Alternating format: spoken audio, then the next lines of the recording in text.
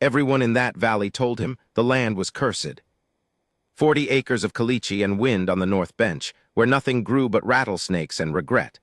The old-timers said a man had frozen to death up there once, alone, and that his ghost still walked the ridge counting cattle he never owned. Nobody wanted it. Nobody but a half-starved boy with no last name he trusted, no people left to bury, and a promise he'd made to himself somewhere between one orphanage and the next, that someday he would stand on ground that was his, and nobody could put him off it. I watched him do it. I wrote most of it down, because that's the kind of fool I am, a man who keeps a ledger of other people's lives when his own won't balance. I've got the whole thing here in cramped pencil. The day he came, the day it burned, the day the woman stepped down off that broken wagon and looked at him like she'd been walking toward him her entire life without knowing his name. I'm going to tell you how a boy with nothing built a home out of nothing. And I'm going to tell you the part that still keeps me up, the part about the man he called Amos, and the choice Eli made in the worst winter I ever saw, and why the word perfect, when it finally showed up in my ledger, had tears dried into the paper around it. Stay with me, this one's worth the sitting. The first time I saw Eli Rourke, he was face down in my stock tank in the middle of a January that had already killed 9 head of my cattle and one of my neighbors. I want to be honest because I've reached the age where lying is more trouble than it's worth. My first thought was not compassion. My first thought was that some drifter had finally frozen to death drinking off my water, and now I'd have to break ground to bury him, and the ground that week was hard as a bank vault. I stood there with my hands going numb inside my gloves, and I said out loud to nobody, "Well, hell." That's the truth of it. A man's finest hours don't usually announce themselves at the front. Then the body moved. He'd broken through the skim of ice to drink and hadn't the strength to push himself back up, so he was lying there with his face turned sideways, one cheek in the water, breathing in little clouds. Alive. Barely. I've hauled calves out of bogs that fought me less than that boy fought me getting him up onto the sledge. Not because he was strong, because he wouldn't let go of a canvas roll he had strapped across his back, and every time I tried to loosen it so I could lift him proper, he'd come half awake and grab it, and say a word I couldn't make out through the shivering. Took me a while to understand the word was home. He wasn't saying it the way a man says it when he's lost. He was saying it like an instruction, like he was reminding himself of something he had to keep hold of even while he was dying. I got him back to the house. My wife, I still had Etta then, that was before the fever, and I'll thank you not to make me talk about that. Etta put him in front of the stove and worked his boots off and found 3 toes on the left foot gone the wrong color. She looked at me over his head. I knew what the look meant. But the boy woke up enough to see her looking, and he pulled that foot back and tucked it under himself like a dog that's been kicked before, and he said, "I'll keep 'em. I'll need 'em for the digging." Etta asked him, gentle, "Digging what, honey?" And he told us, fever bright, half out of his head, he told us about the North Bench. You have to understand what the North Bench was. If you'd have offered that ground to any rancher in the valley, he'd have thought you were making fun of him. It sat too high to catch the runoff, and too exposed to hold snow that melts slow into the soil. The wind came across it out of the northwest like it had a grudge. A man named Havorson had tried to prove up a claim there years back and had walked away from it with his eyes gone strange, and the story, which I now believe was mostly told to keep children off the ridge, was that he'd frozen up there and never left. Cursed ground. Everybody knew it. Everybody but this boy, who'd apparently walked 300 miles because a land agent in a warmer county had sold him a piece of paper that said 40 acres could be his if he lived on them and improved them for 5 years. 5 years, he said it like a sentence and a prayer both. "Son," I said, and I felt old saying it, though I wasn't but 44 then, "that land won't feed a goat." He looked at me with those fever eyes and he said, "I don't need it to feed a goat, I need it to be mine." I've thought about that a great deal since. I've turned it over on nights when the ledger won't balance and the house is too quiet. There's a hunger in a man who has never once in his life had a thing that couldn't be taken from him, a hunger that isn't about riches, isn't even about comfort. It's about ground, about a single place in a wide and careless world where you get to say, "This is mine and I am staying." I'd had that my whole life and never thanked God for it once. It took a half-frozen orphan drinking off my stock tank to show me what I'd been sitting on. He lost the toes anyway. Etta took them off clean before the rot could climb, and Eli bit down on a leather strap and made a sound I still hear sometimes. And then he was walking crooked for the rest of his days, but he was walking. Within 3 weeks he was gone up onto that bench with a borrowed axe he swore he'd return, and a mule I flat gave him because Etta made me, and I figured that was the end of the story of Eli Rourke. I figured I'd find his bones up there come spring. I'll tell you now the thing I learned watching that boy, because it's the whole of him and you'll want it before I go on. Eli Rourke did not build fast, he built stubborn. He couldn't afford a crew and wouldn't have trusted one. He had no father to have taught him a trade, no uncle, no old hand to show him the tricks. Everything that boy knew about joining a corner or setting a post, he learned wrong the first time and right the second and paid for both in blood.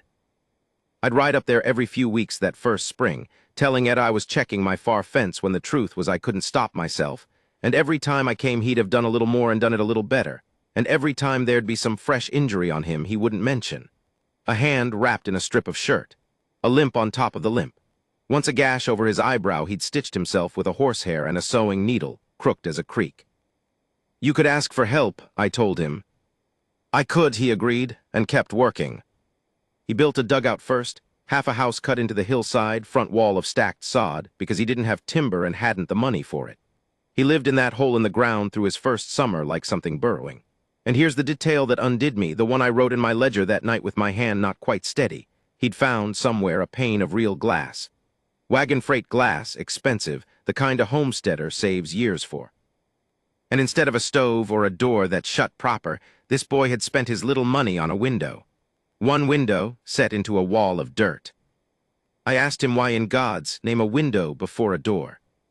He looked at the light coming through it, coming into that dark burrow and laying a clean gold square on the packed dirt floor, and he said, "In the places I grew up, the windows all had bars, or they were painted over. I just wanted to be able to see out, and have it be my choosing whether I did." I didn't write down what I said back to him because I didn't say anything. Some things you just let sit.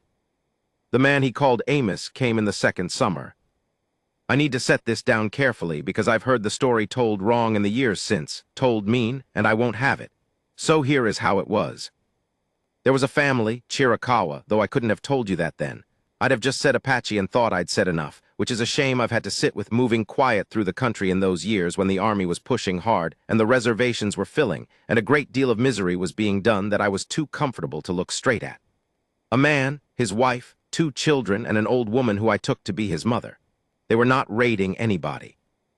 They were trying to get somewhere without being seen, which in that country and that year was very nearly the same as trying not to exist. They came across Eli's bench in a drought so bad my own creek had gone to a string of stinking puddles. And Eli, this boy who had, by then, exactly one well that he dug himself by hand, down through Caliche that broke 2 shovels. A well that was the only reliable water for 6 miles because he'd put it where the ghost story said a man had died, on a hunch that a man doesn't die of cold next to water. Eli found them at the edge of his ground at dawn, the children gray-lipped with thirst. The man standing very still with a hand near a knife, because he expected exactly what he had every reason to expect. Eli told me about it later, and he told it plain, without making himself into anything. I was scared, he said. I won't lie about it. I'd heard all the same stories you heard. My hands were shaking. He was quiet a moment. And then I looked at the little one, the girl. And she had her fist wound up in her mama's skirt exactly the way. He stopped. There was a way kids held on where I grew up, when they were scared and trying not to show it. She was doing that, and I couldn't be scared of her. I just couldn't get there. So he took them to his well. A boy with almost nothing gave water in a drought to strangers the whole territory had taught him to fear. He filled their skins, and he watered their horses, and he brought out what food he had, which wasn't much, and he sat with them while they drank because he understood, better than most, what it was to be a person nobody wanted taking a thing you were afraid would be snatched back. The man watched him the whole time. And before they left, they couldn't stay. Staying got people killed that year. The man came and stood in front of Eli and said his own name. Said it once, quiet, the real one, and then he said a name in English he'd taken for dealing with white men, which was Amos, and he touched Eli on the chest with 2 fingers once over the heart. Eli told me the real name that night. I remember he told me. And I want you to know I did not write it in this ledger. I've written down horse trades and hangings, and the day it rained frogs in 71, and I do not lie when I say I wrote none of it down as strange as any of it was. But that name I left out, and I'll leave it out now, because it wasn't given to be handed around by the likes of me, and it was the one thing that man still owned free and clear that no fort and no agent could take off him, and I'll be damned if I'll be the one to put it in a book. He gave it to Eli. Eli kept it right. That's as far as it needs to go. They came back through twice more that year, always at night, always to the well, and each time Eli left food out where they'd find it and asked nothing. And the last time Amos left something in return, laid on the sill of that one precious window. A small thing, braided. I never learned exactly what it was for, and Eli never said, but he kept it his whole life, and it was on the sill the day he died. I saw it there. I'm getting ahead of myself. The fire came at the end of that second summer, and it took everything. I don't know how it started. Lightning, most likely, off a dry storm that gave no rain, the kind we all feared. I saw the smoke from my place, and I rode hard, and by the time I got up the bench, the dugout's roof beams were gone, and the sod front had caved, and Eli was standing in the ruin of 2 years' work with his face black and his eyebrows singed off, and he was not looking at the ruin. He was down on his knees in the ash digging with his bare hands, and I thought, God, the boy's finally cracked, he's digging in a fire. He wasn't cracked, he came up with the window. The glass had survived. Buried under the collapse, protected somehow, one pane of freight glass hole and sooty in his blistered hands. He knelt there holding it, and he was shaking, and I got down off my horse thinking I'd have to talk him off this ground for good now, thinking no man could stand to lose it twice, thinking I'd bring him home and let Etta feed him, and he'd give the whole thing up, and I could stop worrying about him at last. I put my hand on his shoulder. I said, "Come on home, son, it's done, there's no shame in it." And Eli Rourke looked up at me through the soot with the window in his hands, and he said, "This time I'll build it with a door too." Cora Vance came off a broken wagon in the spring of the 3rd year, and she was not supposed to be there at all. I've told you how Eli built, so you'll understand that by that spring the north bench did not look like cursed ground anymore. He'd raised a real cabin, timber this time, hauled and squared and joined mostly right, with a stone chimney that drew clean and a door on leather hinges that shut against the wind, and set in the south wall where it'd catch the most sun, that same pane of glass he'd carried out of the fire. He'd fenced a garden that fought the caliche and mostly won. He had 6 goats now and a milk cow named, for reasons he never explained, Deacon. He'd proved the well was no accident by finding water a second place. Men who'd laughed at him were coming up to look at how he'd sighted things and going home thoughtful. He was 22, maybe 23. He didn't rightly know his own age, having never been told it true, and he'd picked a birthday for himself the way you'd pick a hat, and he celebrated it every year with a piece of dried apple pie he made badly and ate proudly. That was the boy. He had a home now and no soul on earth to share it with, and if that weighed on him he didn't say, because saying a thing out loud was a luxury Eli had never quite let himself afford. Then the wagon broke its axle on the wash below his bench, and a woman climbed down off it who had come west to marry a man in the next county, a man who'd advertised for a wife and paid her passage, and who Cora Vance had never met and would, as it turned out, never meet, because 2 days before her wagon came through, he had been shot dead in a card dispute over a hand he was cheating at. She didn't know that yet. Nobody up on the bench knew it yet. What we knew was that a woman was stranded on Eli's ground with a busted wagon, a trunk, a limp of her own that she'd carried longer than his, and eyes that had the particular flatness of a person who has learned to expect the next bad thing before the current one's finished. I was there when she came, as it happened. I'd ridden up to help Eli hang a gate. I watched the two of them meet. And I'll tell you, having been married to Etta 20 years and having some small right to speak on it, I have never before or since seen 2 people look at each other the way those 2 did, which was not moony and not sudden. It was recognition. Like 2 people who have been walking the same hard road in the dark from opposite ends and finally seen each other's lantern. Neither of them said a word about it, of course. This was not a country or a people much given to saying things. Eli said, "Ma'am, that axle's done, but I can put you up till it's mended." And Cora said, "I can pay for the trouble." And Eli said, "You can help me hang this gate then, and we'll call it square." And that was the whole of their courtship's beginning. A woman in traveling clothes holding a gate level while a limping orphan set the pins, the 2 of them not looking at each other more than they had to, which is to say constantly. Now I have to tell you the hard part of the middle, and I've been putting it off the way you put off a thing that costs you to remember. That 3rd winter came down early and mean, the worst any of us had seen. And it came down at the same time the army was making its last hard push through that country, clearing off the last families who'd stayed out. And among them, moving too slow now, the old woman failing, one of the children sick, was Amos and his people. They came to the bench in the dark in a blizzard near the end of them. The sick child was worse. The old woman couldn't go on. Amos came to the one door in that country he had any reason to believe might open, and he stood in the storm and he did not ask, because a man like that had spent a lifetime learning not to ask, and Eli opened the door before he had to. Here is the choice. I want you to have it whole.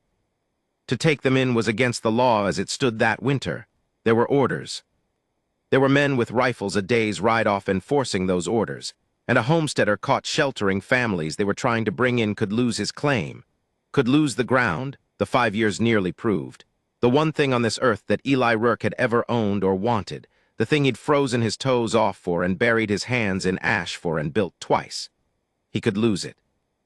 And beyond the ground he could lose worse, because feelings ran murderous that year, and a man branded a friend to the enemy could end up swinging. He knew all that. He was not a fool, and I won't let anybody call him one. He stood in his doorway with the wind screaming and the whole of his life's one accomplishment hanging on what he did next. And behind him in the warm was the woman he had not yet found the courage to tell he loved. And she was watching him too, watching to see what kind of man she'd stranded herself beside. Eli looked out at the child in Amos's arms. The little girl, older now, the one whose fist in her mother's skirt had unmade all his fear 3 summers back. And he stood aside from his own door and he said, "Get in out of the cold." Cora didn't say a word. She got up and she put more wood on the fire and she took the sick child from its mother's arms with the plain competence of a woman who had nursed people before and lost some, and she went to work. She never once asked Eli if he was sure. She'd seen the choice made and she'd cast her lot in the same second he cast his. I think that was the moment, if you want to know. Not any word between them. That. They kept that family 11 days, hidden, while the storm did the army's work of keeping anyone from riding up to check. Eli and Amos took the goats, and the cow deep into the timber so no smoke of the wrong number of mouths would show. The old woman died on the 4th night, quiet, and they buried her up on the bench in ground. Eli broke with a fire built to soften it. And Amos stood over the grave and sang something low that I've never forgotten the sound of, though I never knew the words. And Eli stood beside him bareheaded in the snow like it was his own kin going into the ground. And the child lived, the sick one. Cora broke the fever on the 7th night, and the little girl opened her eyes and asked for water in a language none of them but her own people spoke, and everybody in that cabin wept, the hard men worst of all. On the 12th day the storm broke and the sky went the cruel scoured blue, and it was time. Staying longer got everyone killed. Amos took his family on toward the border in the hour before dawn, and at the door he stood in front of Eli again the way he had that first summer. And this time there was nothing left to give, and both of them knew it. And Amos put 2 fingers on Eli's chest over the heart once, and Eli put his hand up and held those 2 fingers there a moment, against his own heart, and neither of them said anything, because what was there. And then Amos turned and took his people out into the blue cold morning and off Eli's ground and out of this story, and Eli never saw him again in his life. He watched them go until they were nothing. Cora came and stood beside him in the doorway. She didn't touch him. She just stood there so he wouldn't have to watch them go out of sight alone. After a while, without looking at her, Eli said the only thing he said about any of it. He said he had a home once too, before all this. And Cora said, "I know." And Eli said, "I keep thinking, there's got to be enough ground on this earth for everybody to have theirs." She didn't answer that. There wasn't an answer to it that wasn't a lie, and Cora Vance did not tell comfortable lies, which was one of about 40 things Eli loved about her and had not yet said. That's where I have to leave the middle. There was the matter, still, of the dead man in the next county she'd been meant to marry, and the matter of the claim, which was not out of danger, and the matter of 2 people standing in one doorway who'd survived the same 11 days and still hadn't said the plain thing to each other. I'd have told him to say it. If he'd asked me, he didn't ask me. He never did ask anybody for the things that mattered most. He'd just go quiet and work and wait, and hope the world would understand him without making him put it into words, which is a hard way to court a woman and a harder way to keep one. except that Cora Vance was cut from that same cloth exactly. And so the two of them conducted the most important conversation of both their lives almost entirely without speaking it. Here is how Eli Rourke proposed marriage. I have this from Cora herself, years on, told at my own table with Etta gone, and both our griefs comfortable enough by then to be spoken. The word had come by then about the man she'd been meant to marry, dead over a crooked card game, and her passage money spent, and no home waiting for her anywhere on the earth, and the wagon long since mended, so that there was no more reason under heaven for her to still be up on that bench, except the reason nobody was saying. And one evening in the early spring, the fourth spring, Eli came in from the field and washed his hands and stood by that window he'd carried out of the fire, looking at the gold square of evening light it threw on the floor, the same as he had in the dugout years before. And he said, not turning around, "The proving's near done. Fall it'll be 5 years, then it's mine, free and clear. Nobody can put me off it." Cora said, "I'm glad, Eli." And Eli said, still looking at the light, "I don't want it to be just mine." That was all of it. That was the whole proposal. I don't want it to be just mine. From a man to whom mine had been the holiest word in the language, the one thing he'd bled and frozen and buried his hands in ash to earn, for that man to turn and want it to be ours instead, to want to hand a share of the only thing he'd ever securely owned to another soul, and trust her not to vanish with it the way everything in his life had always vanished. Cora understood exactly what she was being offered. She'd earned the understanding the same hard way he'd earned the offer. She came and stood beside him in the gold light, and she said, "All right." That's it, all right. And then, because she was who she was, she added, "But Deacon the Cow is a terrible name, and I'll be renaming her." And Eli laughed. Cora said it was the first time she'd heard him laugh all the way out, and that was their engagement complete. They were married that summer by a circuit preacher under the one cottonwood down by the Mended Wash, with me standing up for Eli because he had no family to and had asked me in a mumble the night before that I had to make him repeat twice. Etta made the cake. It fell on one side. Nobody cared. I stood there and I watched a boy I'd once figured to bury put a ring, a plain band he'd bought with money he did not have to spare, onto the finger of a woman who'd come west to marry a stranger, and found instead the one person on earth who'd recognized her lantern in the dark. And when the preacher got to the part about family, about the people gathered to witness, Eli looked around at the little crowd of us, neighbors mostly, folk who'd once laughed at his cursed ground and come around, and up on the bench behind us stood the cabin with its one bright window catching the sun.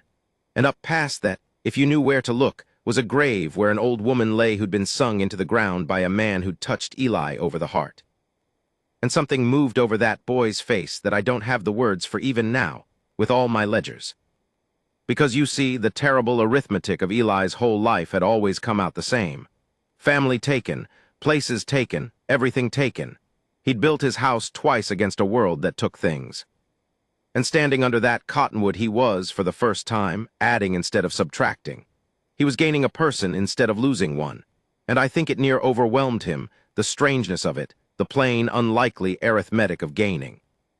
Cora saw his face doing whatever it was doing, and she squeezed his hand hard, the way you'd steady a man on a ledge. And he steadied, and he said his part clear.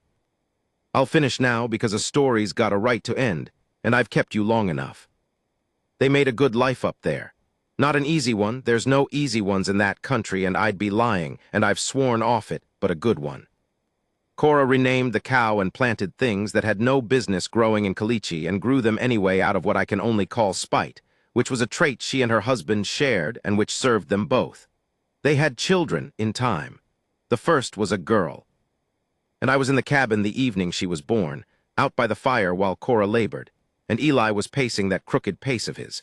And when the baby finally cried, he went in and came back out a while later and stood by that window in the dark, holding his daughter, and he was looking through the glass at his own ground going blue in the dusk with his own child in his arms and his wife safe by the fire.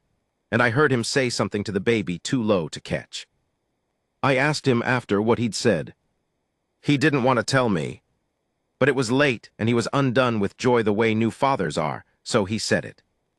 He'd told the baby her name, and then he'd told her this orphan, this boy who'd frozen off his toes for 40 acres of cursed dirt because he needed one place in the world that was his. He'd told his daughter, "You were born in your own home. You'll never have to build one. It's already yours." And then he'd cried, he admitted, a little embarrassed. Standing at the window he'd bought before a door, before a stove, before anything. The window he'd wanted only so he could see out, and have it be his own choosing whether he did. On the sill of that window, all those years, there sat a small braided thing a man had left there once, that Eli never explained and I never asked about again. It was there the night his daughter was born. It was there, I'm told, the day he died an old man in that same cabin with Cora's hand in his and half the valley's grandchildren having learned to walk on his floor. People ask me sometimes, the ones who have heard pieces of it, they ask if she was really the perfect bride, this stranded stranger off a broken wagon meant for a dead man. Perfect, like it's a thing you'd find on a list. And I tell them what I know, which is this. She wasn't perfect. Neither was he. They were two limping, wary, half-orphaned souls who'd both learned too young to brace for the next bad thing, and they spent a life together mostly not saying what they felt because neither had ever been safe enough young to learn how. But he opened the door for a family, the law said let freeze, and she got up without being asked and put wood on the fire. That's the only kind of perfect I've ever seen hold up. Two people who, in the 1 second that counted, moved the same direction without a word passing between them. I've got it all here in the ledger. The day he came half dead off my stock tank. The window, the fire, the 11 days, the name I wouldn't write down, the gold square of light on the floor. The only thing I never could get down right, the thing my pencil wouldn't hold, was the look on his face under that cottonwood when he understood he was, for once in his life,